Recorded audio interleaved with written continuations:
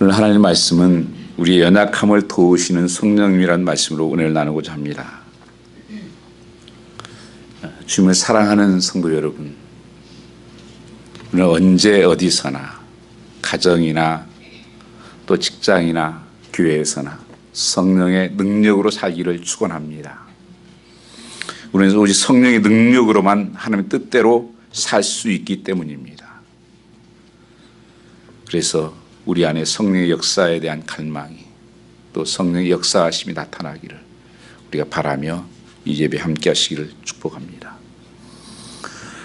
구약 시대에는 물론 성부 하나님, 성자 하나님, 성령 하나님이 함께 하셨지만 특별하게 이렇게 역사가 나타나는 것은 구약은 하나님의 그 초점이 맞춰 있습니다. 또 신약에서는 예수님, 바로 구원자 되신 예수 그리스도의 초점이 맞춰져 있습니다.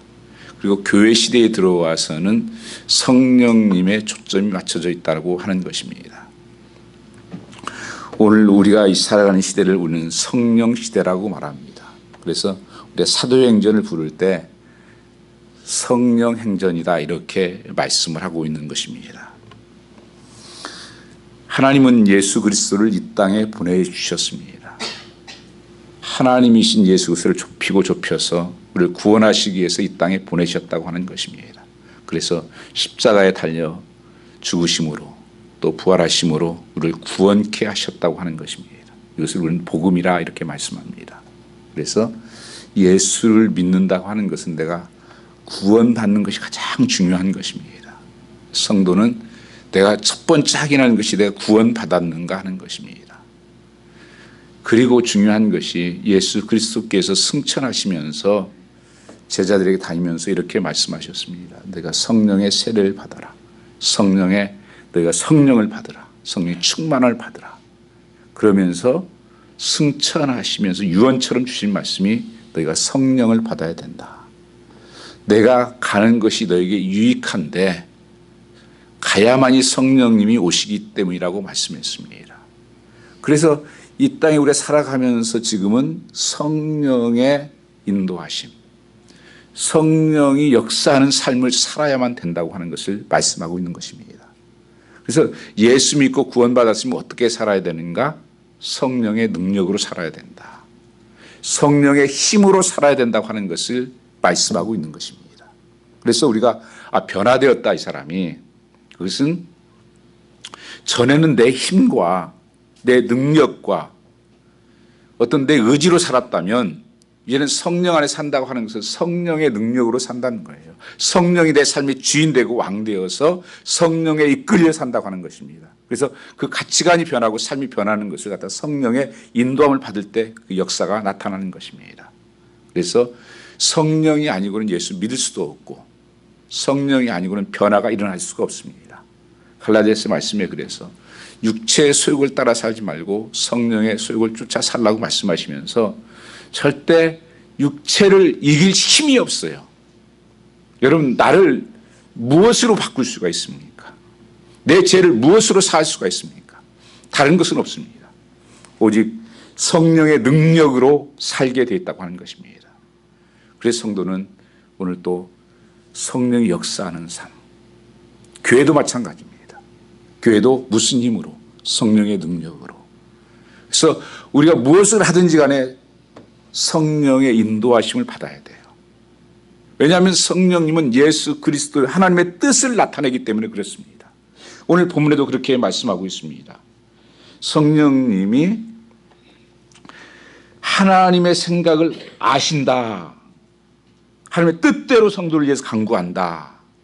그러니까 하나님의 뜻을 이루는 삶을 살려면 성령의 인도하심 받지 않고는 안 된다고 하는 것입니다. 그래서 매일매일 삶이 여러분 오늘도 나는 성령의 인도함과 이끌림에 살고 있는가 하는 것입니다. 바로 성령을 보내주셨고 이 교회는 성령의 역사로부터 시작되었습니다. 예수님께서 승천하시면서 제자들에게 떠나지 말고 여기 있으면서 성령을 받으라. 그래서 백신분들이 간절히 모여서 기도하는 가운데서 성령의 역사하심이 나타나고 그 능력이 나타나고 불이 나타나고 이러면서 교회가 만들어진 것입니다. 그래서 교회가 시초예요. 그래서 교회가 처음 시작할 때부터 성령의 역사하심 속에 이루어졌다고 하는 것입니다. 그래서 이것 성령의 역사함 속에서 제자들이 숨었고 도망갔었고 문잠고 있었던 그들이 다시 살아난 것이에요. 변화가 일어났습니다. 부활의 주님을 만나는 것도 중요했지만 그것으로 다가 아니라 우리 살아야 하는 것 성령의 능력으로 살아야 된다. 성령 충만함을 받고는 담대히 나가서 복음을 증거하고 모든 두려움이 사라지고 절망이 사라지고 사망 권세가 깨뜨려지고 이런 담대한 들이 생기기 시작합니다. 감옥에 갇히면서도 그들은 그렇게 고백합니다. 천주의 대주제이신 하나님이요, 우리의 모든 일을 잘 감당할 수 있도록 이 악함을 하감하옵시고 감당케 해주십시오. 죽음이 두렵지 않은 거예요. 사도 바울도 마찬가지죠. 그런 놀라운 변화들이 일어나고 이런 역사가 일어나는 것은 절대 우리 인간의 힘이 아니에요. 성령의 능력이다. 그래서 예수 믿으면 내 힘으로 사는 것이 아니라 이제 성령의 능력으로 사는 거예요. 오늘 우리 아버지들도 마찬가지입니다. 오늘 아버지 날, 아버지의 힘으로 사는 것을 가정을 이끄는 게 아니에요. 성령께서 우리 가정을 어떻게 인도하실까? 성령의 인도함을 받는 거예요. 성령께 물어보는 거예요. 이것이 매우 중요하다고 하는 것입니다.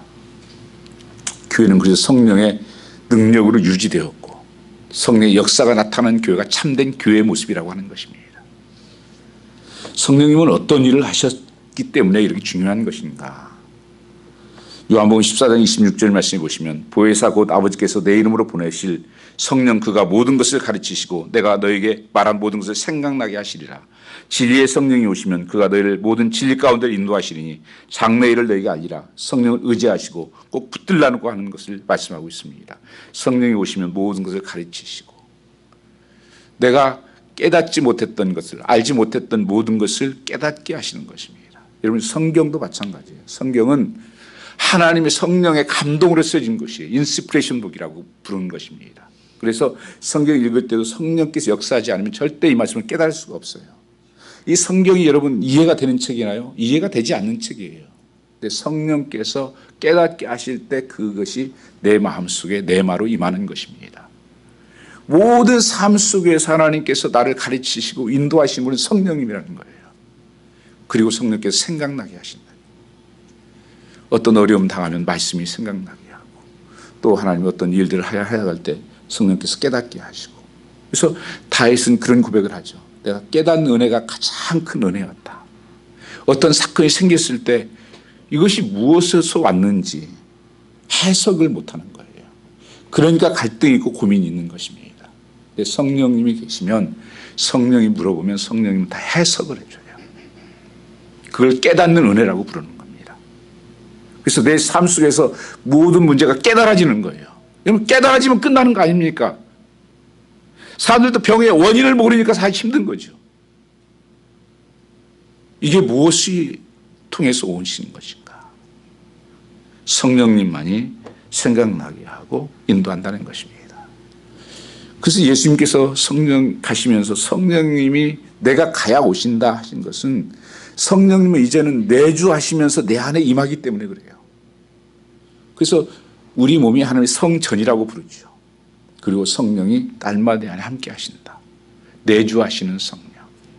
그래서 그 성령께서 내 삶의 주인 되어서 내 삶을 인도하는 것입니다. 예수 그리스도께서 날마다 동행하시고 천군 천사로 나를 보호하시고 내가 여러분 우리가 보통 사람이 아니에요. 혼자가 아니라는 것입니다. 이 성령이 날마다 역사하고 있는 것입니다.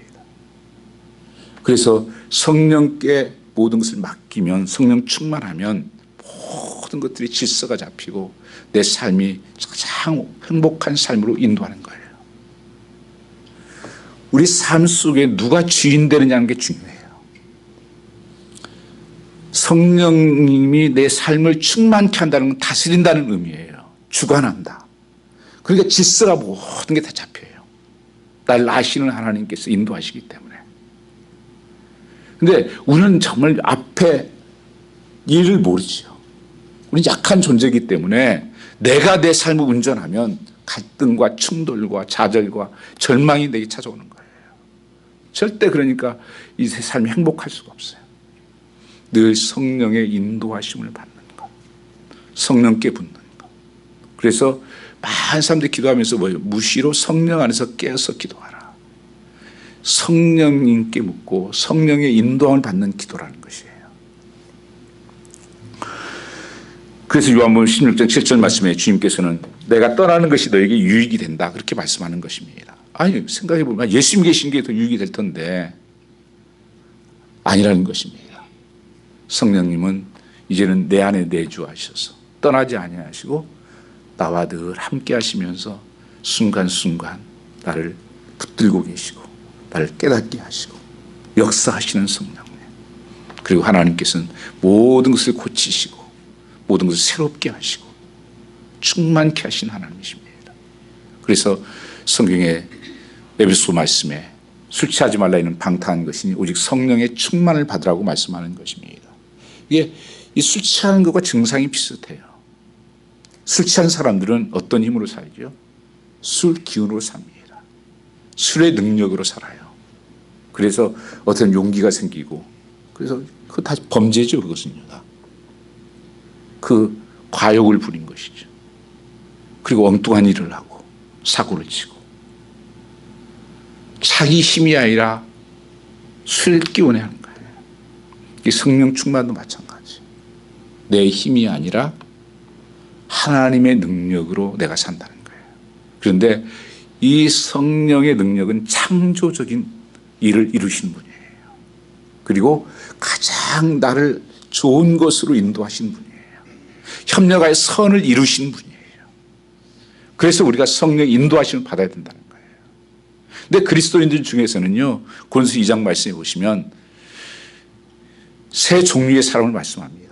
하나님을 전혀 없는 넌 크리스찬이 있어요. 하나님과 상관없는 사람들.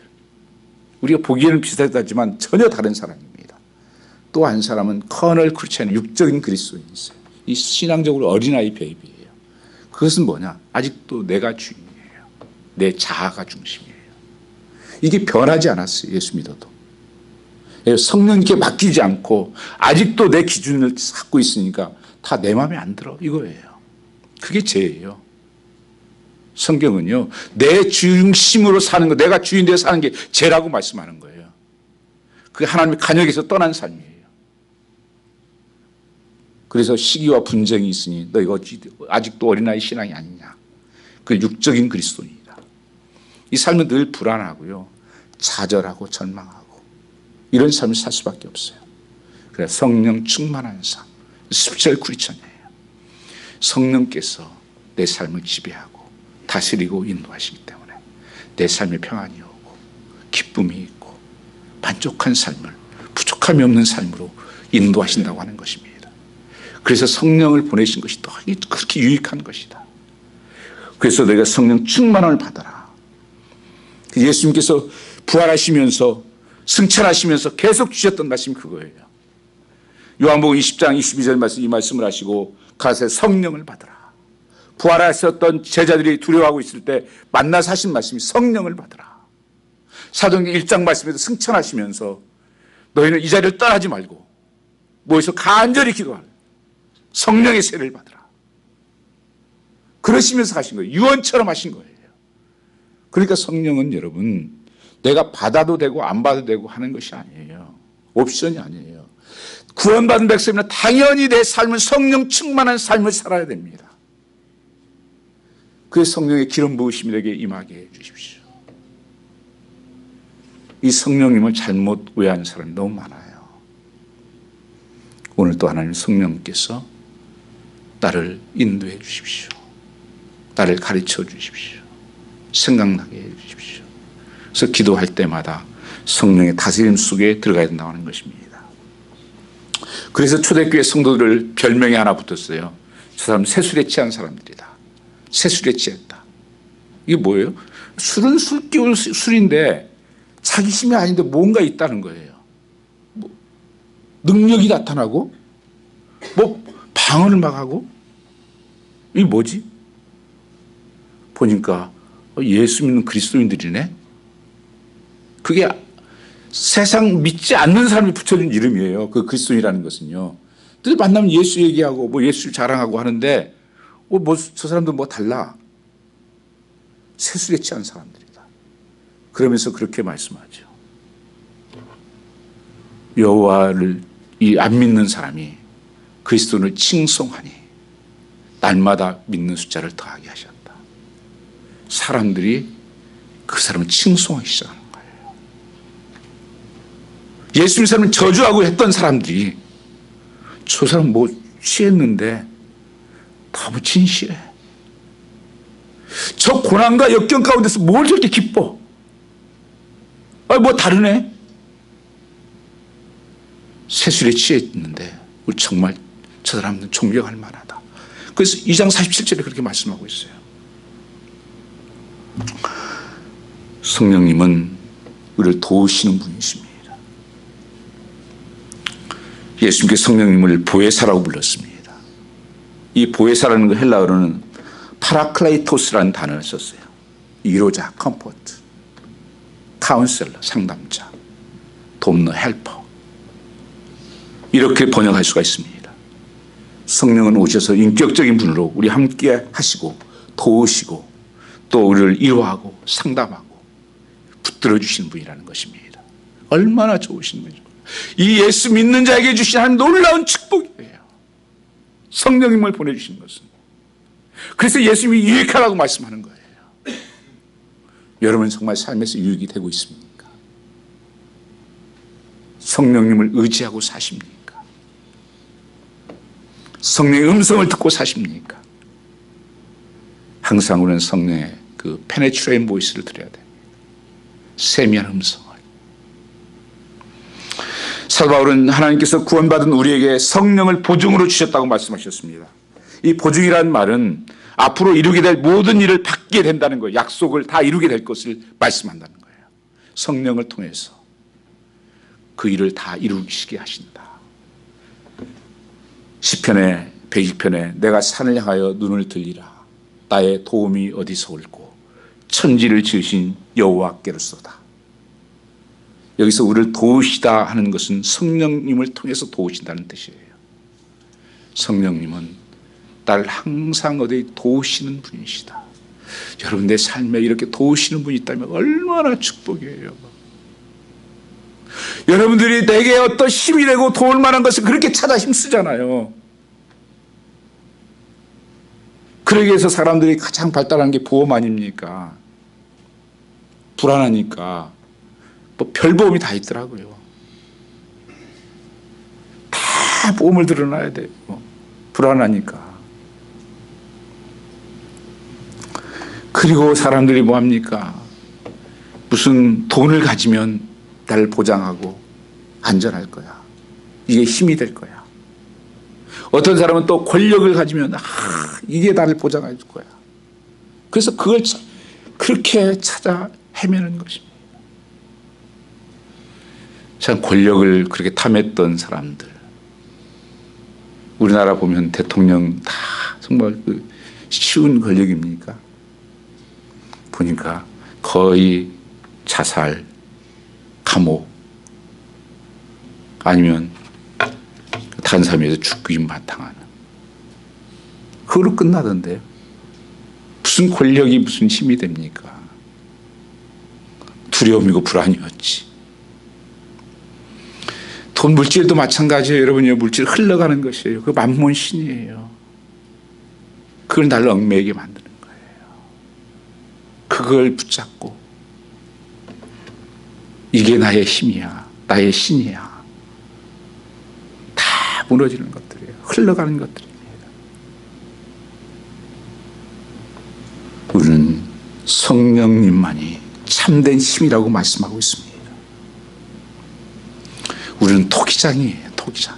아니 토기장이 아니라 우리는 질그릇이에요. 질그릇. 깨지기 쉬운 질그릇이에요. 상처받기 쉬운 질그릇이에요.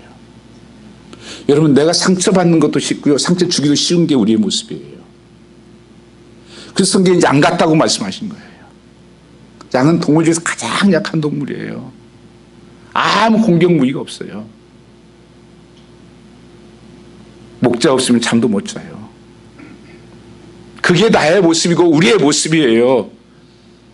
뭐 대단한 것 같지만 아무것도 아니에요. 뭘 있어서 힘이 천만해요. 그것은 어떤 것도 여러분 죽음의 위기 앞에서 도움이 됩니까? 죽음 가운데서 도움이 돼야 진짜 도움이지요. 영원한 것이 있습니까? 잠깐 있다 지나가는 것들이죠. 그 성경에서는 우리 삶은 안개와 같다. 또는 벌레와 같은 인간들이다. 노마서에 보면 얼마나 비참하게 우리의 이목구비가 다 썩은 존재로 말씀하세요. 그게 나의 모습이에요. 그래서 성령만이 내 삶을 인도하고 힘이 되고 능력이 된다고 말씀하고 있는 것입니다. 참 힘이 거기에 있다는 것입니다. 성령님은 오늘 여기 보니까 우리 연약함을 도우신다고 하지 않았습니까? 나의 연약함을 도우십니다. 우리는 조금만 배고파도 못 살잖아요. 성경에 보면 자기가 배고파서 못 살겠다고 에서는 자기 장자권을 팔아버리잖아요. 이스라엘 백성들 조금 배고프다고 먹을 게 없다고 죽겠다고 우리 돌아가겠다고 난리를 피잖아요. 그게 인간의 모습이에요. 그런 뿐 아니라 한 치 앞을 내다볼 수 없는 게 인간의 존재입니다. 내일을 몰라요. 여러분 그런 것을 의지하고 사십니까? 가면 갈수록 실망하고 허무할 거예요. 어떤 사람은 그런 것을 자랑하고 살아요. 사도 바울은 깨닫고 보니까 똥이네. 그거 자랑해봤자 허무해요, 여러분. 집에 돌아가 보세요. 뭐 자랑해봤는데 심지어 개도 자랑하대 요새는요. 허무할 뿐이에요. 우리의 약함을 알기 때문에 하나님만이 도움이 되신다. 성령님만 도움이 되신다. 그래서 성령님을 우리에게 보내주신 것입니다. 이 성령님은 인격적인 분이시세요. 되게 성령을 이상하게 만들어 버렸어요 지금요. 무슨 능력을 행하는 사람 뭐 이렇게 아니요. 하나님이시고 인격적인 분이세요.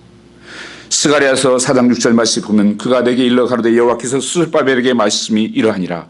만군의 여호와께서 말씀하시되 이는 힘으로 되지 아니하며 능으로 되지 아니하고 오직 하나님의 신으로 되느니라. 진짜 힘은 하나님 성령의 능력이다. 하나님 교회는 진짜 힘은 하나님 성령을 의지하는 곳이 되어야 되고 교회는 성령에 의해서 운행되는 곳입니다. 성도들도 마찬가지예요. 가정도 마찬가지예요.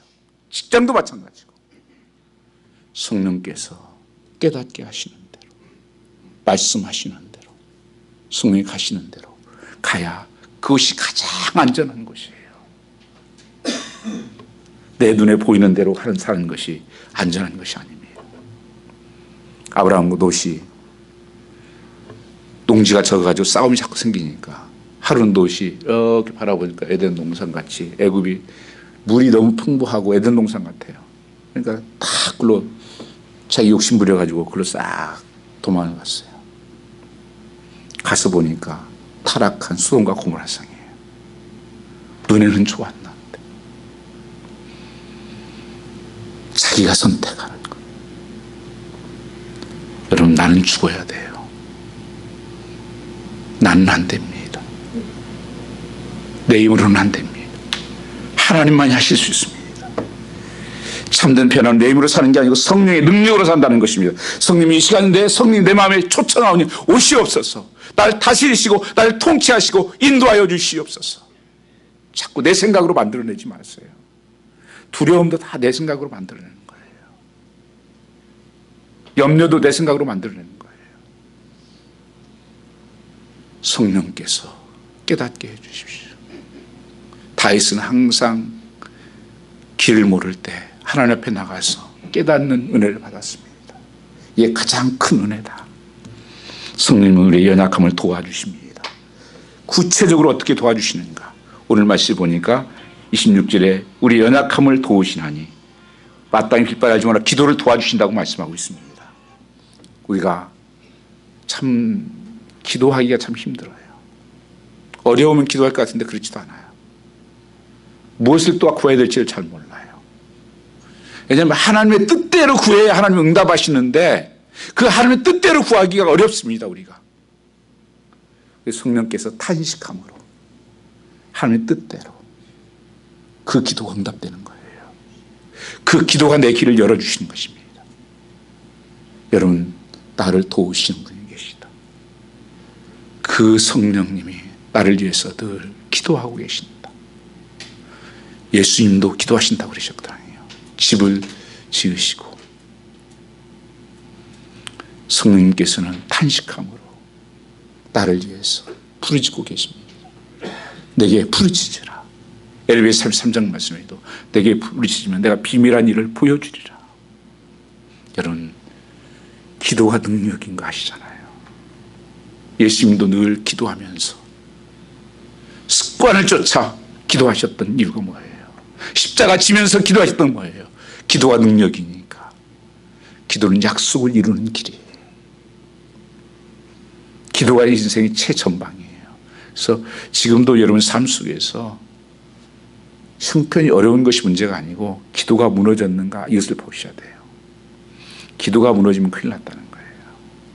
기도하고 있으면요, 하나님께서 가장 좋은 것으로 만들고 있는 거예요. 지금 그게 28절에 나오는 말씀이에요. 협력하여 선을 이루신다는 것이. 성령이 말할 수 없는 탄식함으로 우리 위해서 도우신다. 언제 연약할 때 기도에 힘을 주시고, 예수님께서 기도할 때도 성령이 임하셔서 힘을 주셨죠. 천군 천사를 통해서. 그래서 그냥 기도하지 마시고 성령님 도와주세요. 성령님 살려주세요. 성령님 생각나게 해주십시오. 성령의 능력으로 하나님의 치유 역사가 나타나고 막힌 문들이 열려나고 성령님이 하시면 모든 일들이 다 가능케 되는 것입니다. 나를 이끌어 주십시오. 찬양 중에 이런 찬양이 있죠. 우리 마음이 지쳐서 기도할 수 없고 눈물이 빗물처럼 흘러내릴 때 우리 연약함을 아시고 사랑으로 인도하시는 분이 계시다. 바로 성령님이 우리의 기도를 도우신다. 그런 말씀이에요. 그 찬양이잖아요. 내가 기도할 수 없고 눈물이 빗물처럼 흘러내릴 때 성령께서 나를 위해서 친히 간구하고 계십니다. 기도할 힘도 없고 마음도 무너지고 절망할 때 성령께서는 탄식함으로 하나님의 뜻대로 나를 위해 기도하고 중보하고 있는 분이에요. 성령께서 우리 마음에 오신 것은 도와주시기 위함인데 정말 기도할 것이 무엇인지를 깨닫게 해주시는 것입니다. 우리는 무엇을 정말 기도해야 되는지, 무엇을 기도해야 되는지를 잘 모를 때가 많아요. 하나님이 보시는 관점과 내가 보는 게 관점이 다르기 때문에 그래요. 내 욕심으로 기도하면 응답이 안 이루어진다고 그러잖아요. 성령께서 뜻대로 해야 기도가 응답되는 것입니다. 그런데 성령에 의탁해서 성령님이 주시는 생각으로 기도해야 된다는 것입니다. 그러면서 성령님은 하는 말씀을 지키게 하는 것입니다. 요한복음 15장 15절 말씀에 보면 너희가 나를 사랑하면 나의 계명을 지키리라 하셨습니다. 지키리라 하지 않고 지키리라 하신 것을 보면 지키리라 하지 않고 지키리라, 성령께서 지킬 수 있는 능력을 주시는 거예요. 그래서 우리가 성경 말씀을 성령의 감동으로 써야 되는데 성경은 우리의 모든 교훈과 책망과 바르게 함과 의로 교육하기에 유익하다 이렇게 말씀하세요. 그래서 성령 읽을 때도 정말 성령께서 깨닫게 해 주십시오. 그래야 지킬 수 있는 능력이 주어져요. 절대 내 힘으로는 못 지킵니다. 갈라디아서 말씀해 보시면 육체의 소욕과 성령의 소욕이 싸우고 있는데 성령의 소욕을 쫓아 살면 육체의 소욕을 이루지 아니한다 이렇게 말씀하고 있어요. 그러니까 내가 뭐 일을 악물고 뭘 안 해야지, 내가 해봐야지, 절대 안 된다는 거예요. 나 못 바꿔요, 여러분. 여러분 누구 사람 바꿀 수 있는 줄 아십니까? 못 바꿔요. 근데 성령이 내 안에 주인 되어서 나를 다스리시면 변화가 일어납니다. 그런 것이 재미가 없어져요. 맛이 없어져요.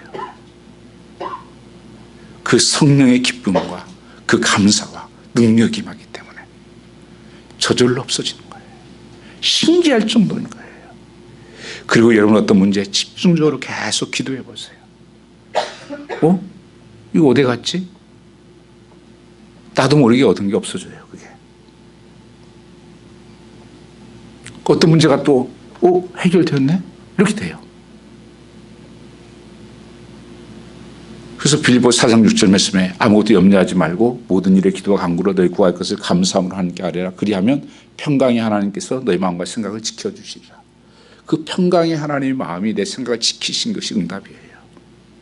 내 마음이 평안해진 거예요.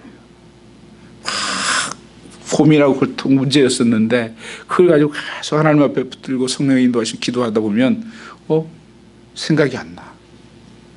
보면 하나님이 이거 응답하셨구나. 우리는 언제인 시간은 모르지만 하나님이 우리의 기도를 다 들어주세요. 신음한 소리를 들으시고. 근데 어떤 기도를? 성령이 인도하시는 기도를. 이는 성령께서 무엇을 기도하는지를 알기 때문에 오늘 성령을 따라 기도하는 것입니다. 그래서 바로 주기도문도 그래서 가르쳐 주신 것이죠. 주기도문을 따라서 기도하라. 내 욕심 내 뜻대로 하지 말고. 그뿐 아니라 성령이 임하시면 너희가 내 증인이 될 것을 말씀하셨습니다. 사도행 1장 8절 말에 성령이 임하면 너희가 권능을 받고 예루살렘 유대와 사마리아 땅까지 내 증인이 될 것이다. 이 증인은 순교하는 것을 말씀하세요. 여러분 성령 충만하지 않으면 절대 복음 못 전합니다. 여러분 예수 믿으라고 말하기 쉽지 않은 거예요. 여러분요. 길거리 만나면서 아무한테 예수 믿으세요. 여러분 보통 잘 안 나옵니다. 두려움도 생기고 민망도 하고 뭐라고 그때 생각할 것 같아요. 근데 성령이 역사하면요 그런 게 없어져요. 그 영혼이 보여요. 영혼이 불쌍해요. 그래서 복음이 증거하는 거예요. 그 제자들도 그 두려운 별 볼 일 어부 출신의 세리 출신들도 두려웠던 그들도 성령을 받고 나니까 담대함이 생기고 그 복음 전하니까 3,000명씩 돌아온 역사가 나타나고 그게 그들의 힘이 아니에요. 그래서 나중에 어떤 역사가 나타날 때 그들이 항상 두려웠던 게 뭔지 아세요? 왜 우리를 주목하냐? 우리가 한 것처럼 왜 생각하냐? 우리가 한 거 아니야. 예수 바라봐. 예수. 그리스도의 이름. 그들은 알아요. 이게 내 힘으로 하는 거 아니구나. 성령의 힘으로 하는구나. 우리 지난 삶들을 결정 살아온 삶을 돌아보면 내가 한 것 같지만 성령께서 하나님께서 열어주신 거구나. 축복하셨다는 것을 기도하던 분들은 알게 됩니다. 정말 그 문제 가지고 기도했던 사람들은 분명히 알게 돼요. 하나님이 하셨다. 하나님이 이루셨다. 그래서 증인의 삶을 살아가게 되는 것입니다. 그 성령 충만은 성도의 선택사항이 아니에요. must doing. 그것은 하나님 명령이에요. 성령의 충만함을 받으라. 성령이 충만하면 꿈을 꾸게 됩니다. 사도행전 2장 17절 말씀에 보면 말세에 성령이 임하면 영으로 부어주리니 자녀들은 예언할 것이요 젊은이들은 환상을 보고 늙은이는 꿈을 꾸리라. 다 이게 미래에 대한 것들을 보여주는 것들이에요. 예언의 영이 임하고 환상 가운데 주님을 만나고 꿈을 꾸고 전혀 볼 수 없었던 것을 보는 눈이 열려요. 듣지 못했던 것에 듣는 역사가 생겨요. 이게 성령의 역사예요. 요즘 의학의 발달로 인간의 기대 수명이 100세 정도 지금 보고 있잖아요. 옛날엔 한 60세. 저희 집에 옛날에 그 손님들이 많이 왔어요. 저희 집에 아버님이 뭐 이렇게 좀 하셔가지고 뭐 많이 들어왔어요. 그때 아저씨 보니까 그때가 한 50대 막 이렇게 있었거든요. 굉장히 늙었었어요. 제가 느끼는. 근데 제가 더 나이가 먹었어요. 지금 100세 이렇게 막 살잖아요. 60대 저를 은퇴한다고 생각을 해보십시오. 그러면 얼마가 남습니까? 한 40년이 남아요, 여러분요. 어떻게 사시겠어요? 인생이 겨우 절반밖에 산 것이 아니잖아요. 많은 사람들은 은퇴하면 뭐 어떻게 은퇴, 뭐 보장 은퇴 어떻게 이것만 생각을 해요. 여러분요. 그건 세상에 믿지 않는 사람이 생각하는 거라고 성경이 말씀하셨어요. 공중에 나는 새를 봐라 드레핀 꽃을 봐 하늘로 너희가 믿음이 적은 자들아. 뭐 먹을 거 걱정하지 마세요. 하나님, 나를 이 땅에 보내셔서 나를 통해서 이루실 꿈이 무엇입니까? 나를 통해서 이루실 사명이 무엇입니까? 이걸 바라보셔야죠. 그리고 40년간 노실 거예요?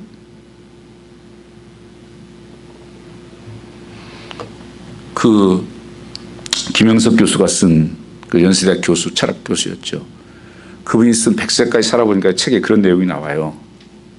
이제 이때 당시에 그 여러분들도 아마 그런 책들 많이 읽으셨을 거예요. 그 서울대학교 김태길 교수, 그다음에 숭전대학교 숭실인가요? 안병욱 교수. 이 세 사람들이 굉장히 단짝 친구였대요. 그때 그 사람들이 책을 많이 썼어요. 뭐 수필집 같은 거. 그런데 한 번은 이 얘기를 하면서 우리 인생의 전성기가 언제였다고 생각되냐. 한번 우리 나눠보자. 그래서 이 얘기를 하는 가운데 다 같이 공통점을 밝혀낸 것이 그들의 나이를 65세에서 75세가 가장 인생이 아름다운 절정기였다는 거예요. 믿으세요, 여러분요?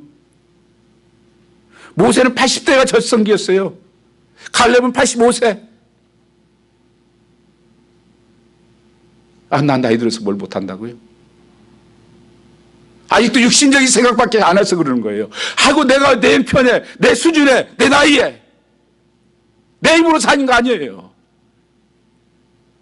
성령께서 힘을 주시는 그런 역사가 일어나는 것입니다. 노후 대비만 관심 마시고 그 썩어질 것들 육신 다 죽어요.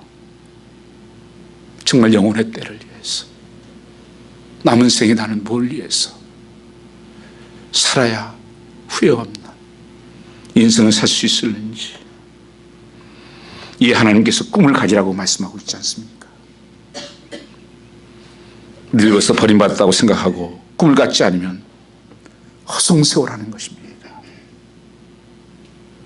은퇴한 사람은 40%가 우울증에 걸려 있다고 합니다. 꿈이 무너지니까 무기력하고 우울한 것입니다. 난 쓸모없는 인간인가? 난 쓸모가 없어 이제. 아니요. 모두 꿈을 가지시고 살아가시는 여러분 되시길 주님을 축복합니다. 성령 우리 안에 꿈과 소원을 주시고 이를 통해 우리의 삶의 변화 창조 역사를 일으키시는 것입니다. 여러분 똑같은 일을 해도요. 내가 하면 피곤하고 지치고 그래요.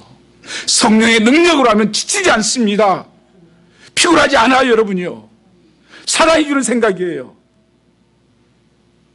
사도 바울이 그 감옥에 갇히고 그 고통을 당하고 뭐 자식이 있어요, 아내가 있어요, 남은 게 있어요. 그가 뭐라고 한 줄 아세요? 고린도서에 나는 가장 부한 자래요. 많은 것을 가지고 있는 자고 많은 사람을 부하게 하는 자라고 말씀하고 있습니다. 아니 우리 눈으로 보면 제일 불쌍해 보이는데 하나님의 보화를 가지고 있습니다. 나는 모든 것을 가지고 있는 자다. 갈렙은 85세의 꿈을 품고 헤브론으로 가서 적군을 물리치고 그것을 점령하지 않습니까? 나이와 상관없는 꿈을 가져야 합니다.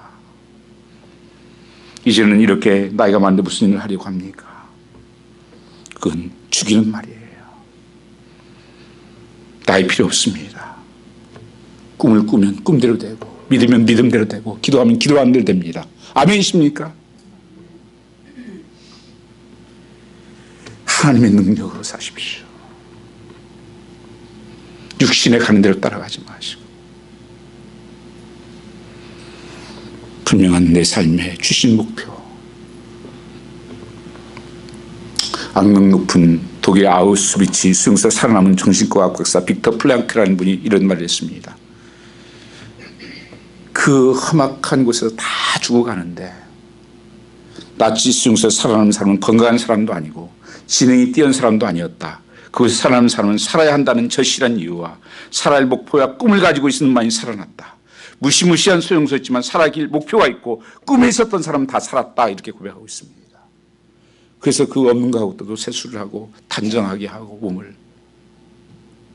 그 사는 것이 달랐다는 거예요.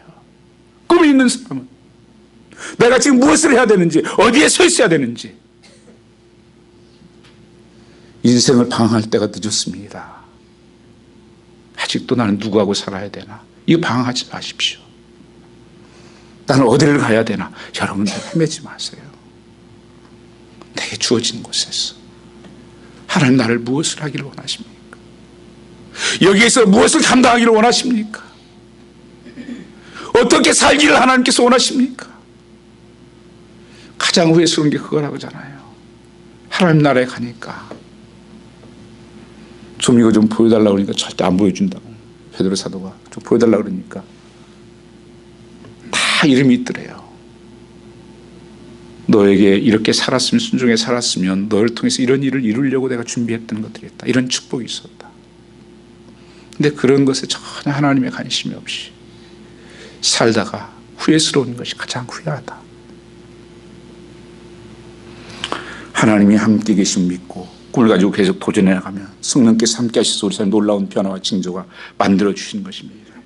병들에 쓰면 치료받을 것을 꿈꿔야 됩니다. 영적으로 하나님 우리와 같이 계시고 우리는 괜찮다, 우리는 산다, 우리는 승리할 것이다, 더 좋은 일이 있을 것이다 믿는 것입니다. 그래서 여러분들 공부도 하실 거 있으면 공부하세요. 지금요 절대 늦지 않았어요. 여러분요. 어떤 은퇴했던 목사님이 그런 얘기 하시더라고요. 자기 은퇴하면 다 끝인 줄 알고 근데 20년을 더 살으셨대요. 아 그때 좀 할 걸 그랬대요. 할 걸 하다가 다시 시작하셨다고. 오늘 시작하십시오. 하나님 앞에 나가서 정말 하늘 문을 여시고 하나님 꿈을 주십시오. 하나님 나라의 꿈.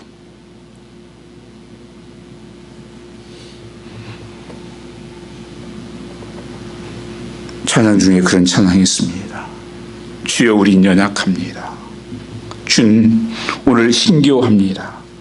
주 두드리며 살기는 부족합니다. 우린 연약합니다. 주여 우린 넘어집니다. 오늘 또 실수합니다. 주여 구위를 구하는 죄인입니다. 우린 주만 바라봅니다. 한없는 주님의 은혜요 세상 위에 넘칩니다. 가릴 수 없는 주 영광 땅이 충만합니다. 주님만이 길이 오니 그 길 따라갑니다. 그날에 우리를 이루실 주님을 안전하신 분입니다. 제가 찬양을 잘하면 좀 불러드리고 싶은데 은혜가 안 될 것 같아서 한번 집에 가서 불러보세요. 주여 우리 연약합니다. 그러나 주님만이 길이 오니 그 길 따라갑니다. 여러분 삶에 아쉬움과 좌절, 실패와 낙심이 많을 것입니다. 그러나 아무리 연약하고 실패하고 형편이 어려워도 괜찮습니다. 성령님, 나를 다시 새롭게 해주시고 나를 붙들어 주십시오. 도와주십시오. 성령을 모시고 사는 것입니다. 매사에 성령을 의지하고 내 말하는 것도 내가 생각하는 것도 그러면 성령께서 우리 인생을 모든 것을 협력하여 선을 이루신 분입니다. 내가 눈물을 흘리는 그 자리 주님께서 여러분과 함께 계실 것입니다. 눈물이 변하여 한숨이 변하여 기쁨이 되고 찬송이 되는 것입니다. 오늘 28절 한번 같이 읽겠습니다. 우리가 알거니와 하나님을 사랑하는 자 그 뜻대로 부르심을 입은 자들에게는 모든 것이 협력하여 선을 이루느니라. 여기에 하나님께서 선을 이루시는 분이 누구시냐? 성령님이시라는 거예요. 모든 것을 협력하여 선을 이루신 분이 하나님이시라는 거예요. 이 말씀은 때로는 내가 실패하고 넘어지고 때로는 이해되지 않고 고통, 좋은 것, 나쁜 것 다 합쳐서 하나님 가장 좋은 선한 것으로 만들 수 있는 분이 성령님이라고 하는 것을 말씀하고 있는 거예요. 그래서 지금 보여지는 것으로 판단하면 안 됩니다. 성령님이 무엇을 만들기를 원하시는지. 어떤 때는 내 아픔이, 내 고통이, 연약한 모든 걸 통해서 가장 좋은 것을 내게 만들어 주시는 거예요. 성령님은 이렇게 도우시는 분이시라는 겁니다. 그래서 하나님을 사랑하는 자, 우리 조건은 하나밖에 없어요. 하나님을 사랑하는 것. 성령 충만하면 사랑하게 되어 있습니다. 사랑의 그 기름 부으심, 나를 구원하신 그 사랑, 나를 붙들어 주시는 그 사랑, 오늘도 함께 하시는 그 사랑, 나를 그 뜻대로 부르심을 입은 자들에게 모든 것이 협력하여서 선을 이루어 가신 하나님. 그래서 성령의 열매를 맺게 하시잖아요. 성령의 9가지 열매가 사랑과 희락과 화평과 오래 참음과 자비와 양성과 충성과 온유와 절제와, 이런 열매들이 내 안에 풍성히 미쳐서 정말 예수 믿는 그 냄새가 나고, 정말 그리스도인의 향기가 나고, 정말 천사 같은 그 믿음의 사람들, 주님이 칭찬받는 그 사람들, 주님 앞에 갈 때 부끄럽지 않는 영광스러운 삶이 면류가 있다는 것입니다. 상급이 있다고 하는 것을 말씀하고 있는 것입니다. 오늘 여러분, 하나님은 내 아픔을 아세요. 고통도 아시고 눈물을 아십니다. 그걸 하나님께서는 다 합해서 가장 내게 좋은 것으로 지금 만들고 계세요. 그래서 하나님의 위로와 하나님의 도우심과 붙들어 주심이 함께하는 것입니다. 오늘도 성령의 능력으로 승리하는 여러분 되시기를 주님으로 축복합니다. 우리 찬양 하나 같이 부르겠습니다. 당신이 지쳐서 기도할 수